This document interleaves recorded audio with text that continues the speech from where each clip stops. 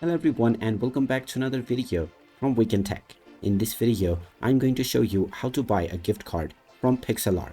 So let's get started right away. First of all, open up your web browser and then in the address bar type in pixlr.com and press enter. You will now be taken into the official Pixlr website. If you haven't logged into your account already, you can click on the sign in button at the top section and proceed forward with your credentials. After logging in, you will end up within the home page.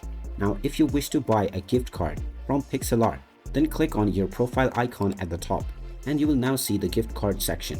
Go ahead and click on it and then scroll down and you will see the buy a gift card section.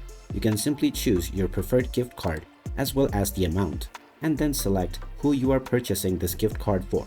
Then click on the purchase button and you will be taken into the checkout menu. You can use your credit card or your PayPal and simply enter your credentials. After entering the credentials, you may give your optional billing information, and after filling up all of these, click on the Pay Now button. After clicking on this, your payment credentials will be verified, and once the amount has been deducted, your purchase will be finalized and the gift card will be sent to the recipient right away. And there you have it. That is how easy it is to buy a gift card on Pixlr.